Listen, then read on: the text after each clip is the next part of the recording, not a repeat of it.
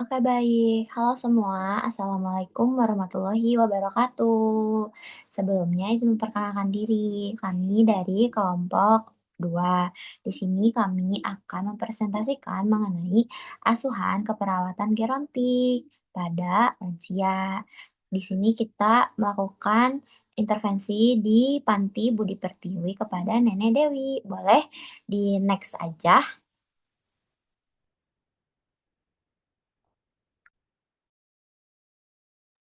Oke, sekarang yang pertama itu ada pengkajian. Nah, eh, pengkajiannya itu yang pertama ini ada riwayat fisik sama identitas kliennya. Yang pertama itu identitas kliennya namanya itu Nenek Dewi, umurnya 74 tahun, agamanya Islam, sukunya suku Sunda, pendidikan terakhirnya itu SMA, dan tinggal di pantinya itu sudah kurang lebih 1 tahun.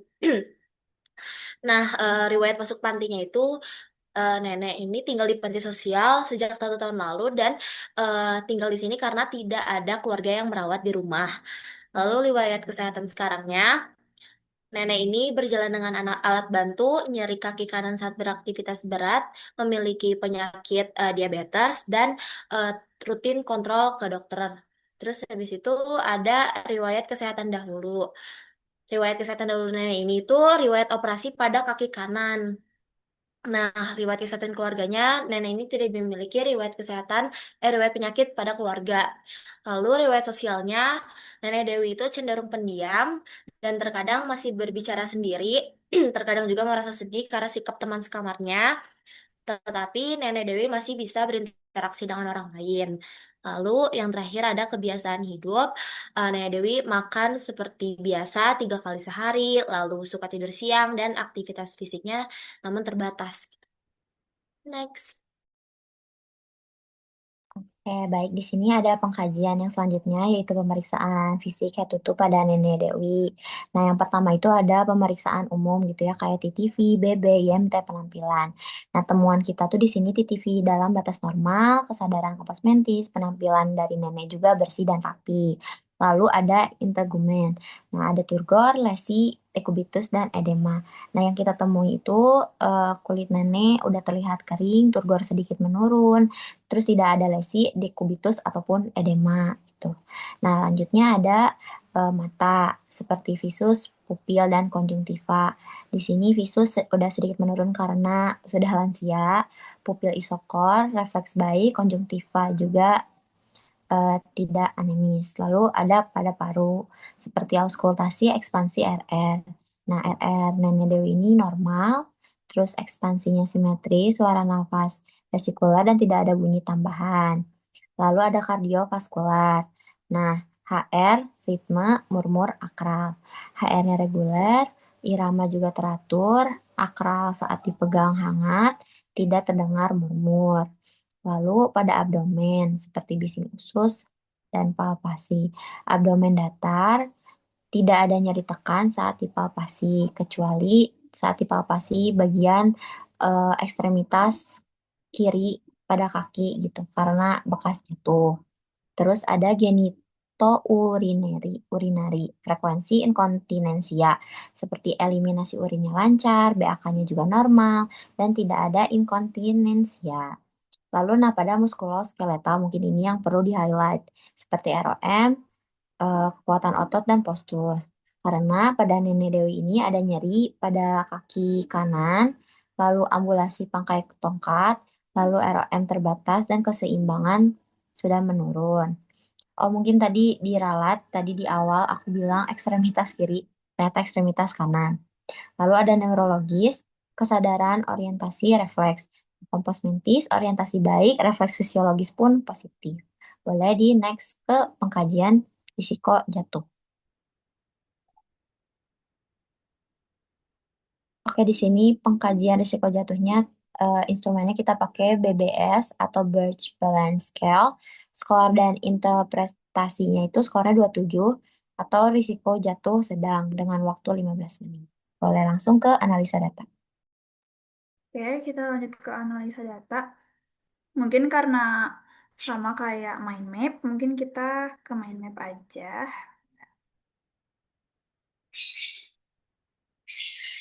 Nah, ya. Jadi di sini tuh ada 4 diagnosa yang kelompok ambil. Yang pertama itu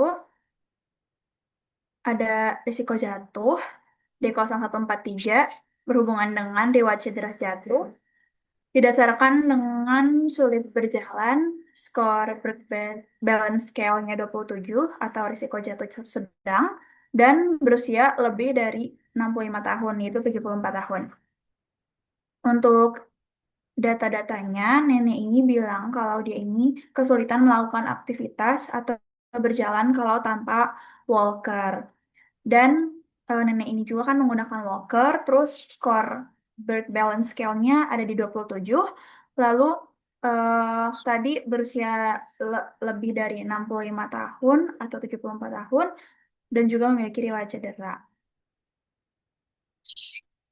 Jadilah risiko jatuh, diagnosa risiko jatuh. Lalu selanjutnya ada diagnosa gangguan mobilitas fisik seperti data-data yang sudah dipaparkan tadi. eh, ini berhubungan dengan kesulitan berjalan atau beraktivitas tanpa walker, didasarkan dengan pernah mengalami cedera terjatuh dan usianya sudah lanjut.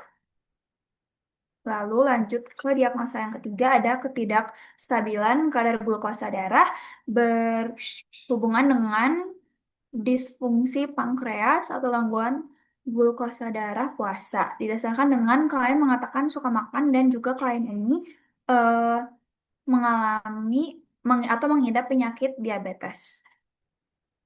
Untuk data-datanya, saat diwawancara, klien mengatakan bahwa dia sangat suka makan dan juga mengidap penyakit diabetes, rutin untuk cek ke dokter dan juga minum obat setiap pagi. Lalu selanjutnya ada gangguan interaksi sosial. Berhubungan dengan hambatan hubungan dengan orang lain didasarkan dengan tidak suka berbincang dengan teman sekamar, menangis karena perkataan teman sekamar, dan enggan bercerita lebih banyak kecuali ketika ditanya. Jadi saat kita melakukan pengkajian ke pantinya, kita menemukan 4 diagnosa ini yang bisa diangkat. Meskipun fokus kita adalah pada diagnosa yang pertama, yaitu risiko jatuh. Dan semua diagnosa ini itu berkesinambungan atau mengalami koneksi antar masalahnya. Uh, Diagnosa 1 dan juga 2 itu tentu berhubungan, di mana gangguan mobilitas fisik ini, neneknya menggunakan walker, itu meningkatkan risiko jatuh pada klien. Dan diagnosa 1 dengan diagnosa 3 itu juga berkesinambungan di mana risiko jatuh dapat terganggu akibat kadar glukosa darah yang tidak stabil. Jadi kalau neneknya juga tidak mengalami ketidakstabilan kadar glukosa darah, risiko jatuhnya juga lebih meningkat. Diagnosa 1 dan juga 4 juga berkesinambungan di mana perasaan sedih dan menarik diri meningkatkan risiko jatuh dan memperburuk interaksi sosial. Lalu diagnosa 2 dan 3 juga berkesinambungan di mana aktivitas fisik neneknya yang terbatas juga mempengaruhi kestabilan kadar glukosa darah. Di mana neneknya jadi nggak bisa bergerak karena di mana neneknya butuh olahraga dan lain sebagainya, padahal ternyata nenek juga mengalami gangguan mobilitas fisik. Jadi itu berkesinambungan. Dan juga diagnosa 3 dan 4, kadar glukosa darah yang tidak stabil dapat mempengaruhi suasana hati dan interaksi sosial dari neneknya kepada di sekitarnya. Nah, tujuan kita juga meningkatkan keselamatan mobilitas karena yang kita implementasikan hanya di risiko jatuh. Ini boleh selanjutnya.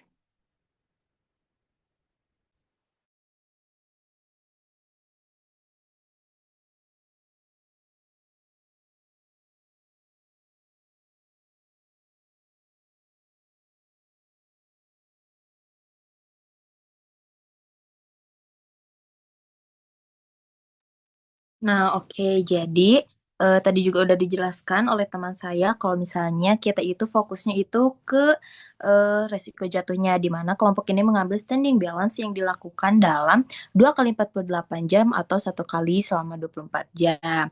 Nah, untuk intervensinya kita mengambil pencegahan jatuh dengan kode I14540. Nah, untuk SLKI-nya kita mengambil tingkat jatuh dengan L14138 dengan mengambilnya cukup menurun karena kita mengambil realistis karena hanya melakukan intervensi selama 2 kali.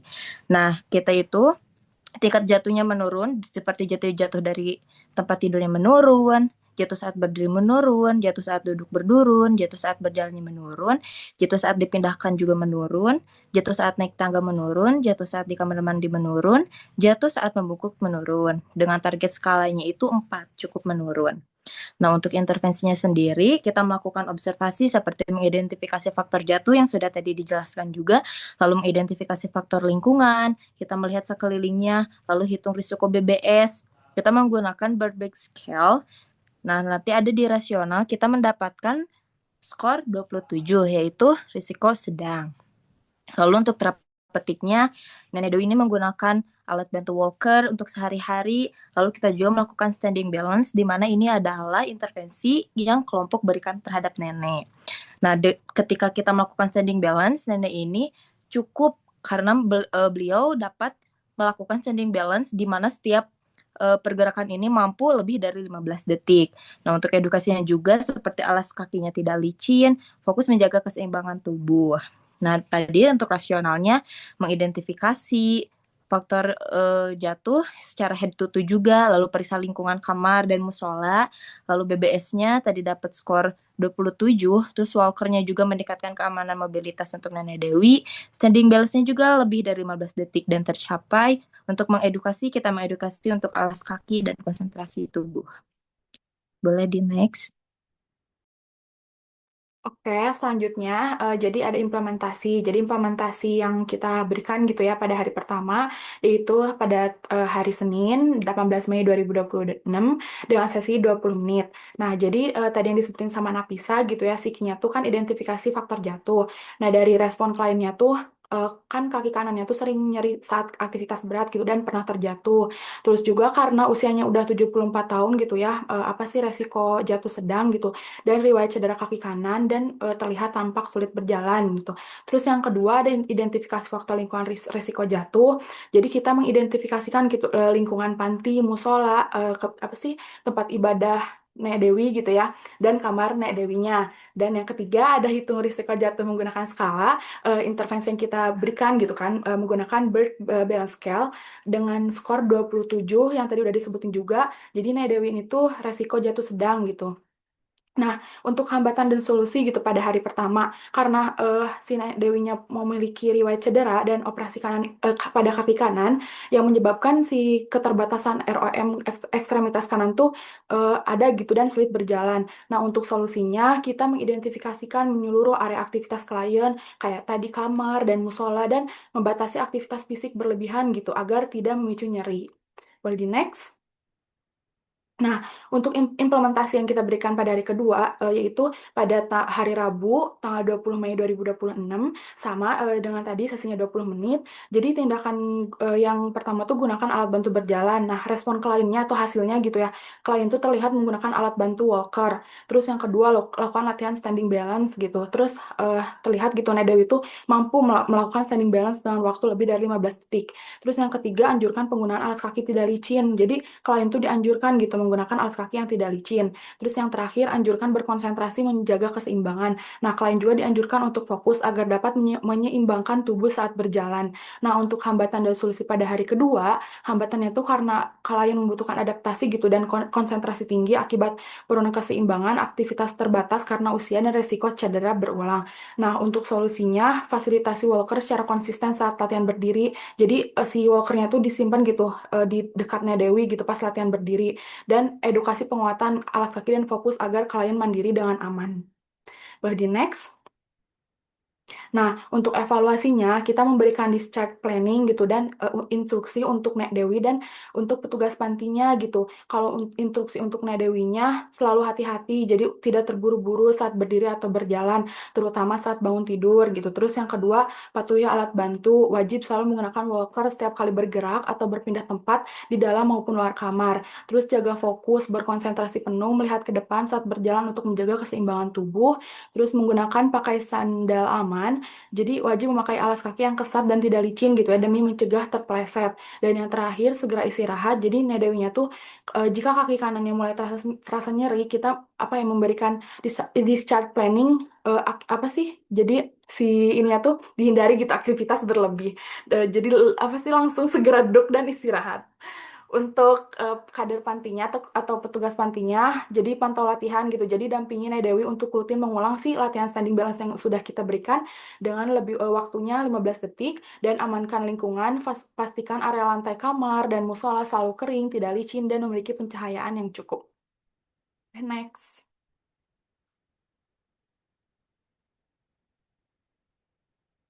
Nah, untuk evaluasi refleksi proses kerja tim dan pembelajaran utama yang berjalan baiknya yaitu kerjasama tim dari kami seperti pembagian peran pengkajian head to toe, wawancara, pengukuran BBS, pendampingan standing balance, berjalan dengan sinkron dan tepat waktu sesuai sesi yaitu 20 menit. Lalu yang perlu diperbaikinya yaitu waktu intervensi dinilai terlalu singkat karena kita hanya melakukan 2 hari dengan 1 kali 24 jam. Nah, untuk mencapai target optimal penurunan risiko jatuh. Untuk pembelajaran satunya, efektivitas waktu singkat, jadi latihan standing balance sederhana terbukti lebih realistis, aman dan efektif untuk lansia dengan risiko jatuh sedang dibanding latihan kompleks. Untuk pembelajaran keduanya, walk-on bukan tanda ketidakberdayaan, melainkan alat penunjung kemandirian yang memberikan rasa aman fisik dan psikologis bagi Nadewi. Nah, untuk pembelajaran ketiganya, pengkajian kombinasi penting seperti risiko jatuh ini harus menggabungkan inspeksi lingkungan panti seperti kamar dan musola yang sering Dewi kunjungi dengan instrumen objektif seperti BBS atau balance scale. Boleh di next itu ada dokumentasi kegiatan.